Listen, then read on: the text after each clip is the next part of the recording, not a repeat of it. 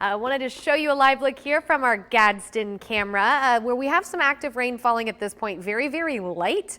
Temperature at 66 degrees, so getting closer to what we would expect to feel like this time of the year. Not quite as warm as yesterday thanks to some of that rain around. Here are what those sprinkles look like from our first warning live radar. You can see the light green there. That just means very light rain.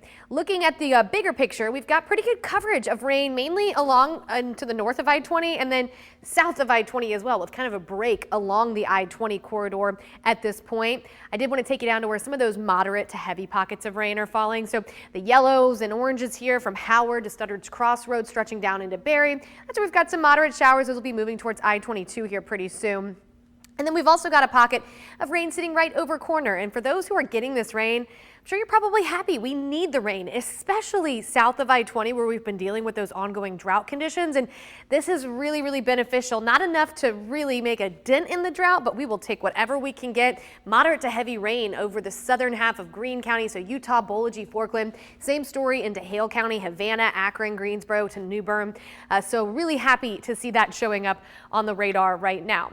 Overall picture is that we do have more rain on the way. It's going to keep developing to the west and moving in. Eventually we'll get a front through here that will keep the chance for rain at times into early tomorrow morning as well.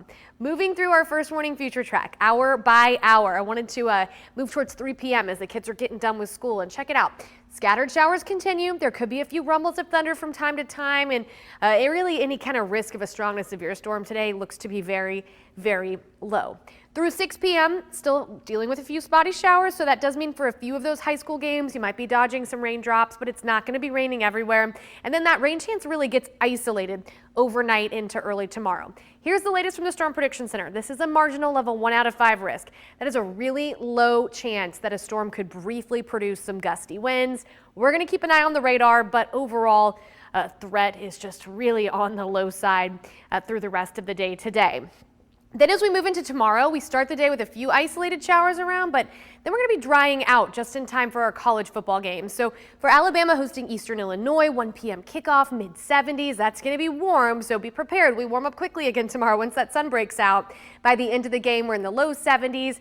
Auburn, low chance that there is a lingering shower near kickoff time, but we'll be drying through the game. And then we're beautiful for Sunday and Monday. Tuesday is an impact day. We have made that an impact day because at the very least we're going to get a round of some heavy rain and some thunder, and Tuesday is going to be likely a big travel day for some folks as we head into Thanksgiving.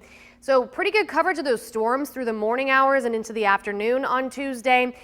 It remains to be seen whether or not this is going to be a severe risk. We're still too far out. We're going to have to watch how those ingredients trend. And so this is a forecast we want you paying attention to on Tuesday, impact day. During the day into the evening hours, we've got some heavy rain around. There could be some thunder involved, and we will really be fine-tuning whether or not this ends up being a severe threat for us. But at the very least, the rain around could impact some of that holiday travel. That could mean some airport delays. Good news, though, after that rain moves on out of here, we get some cooler air around just in time for Thanksgiving.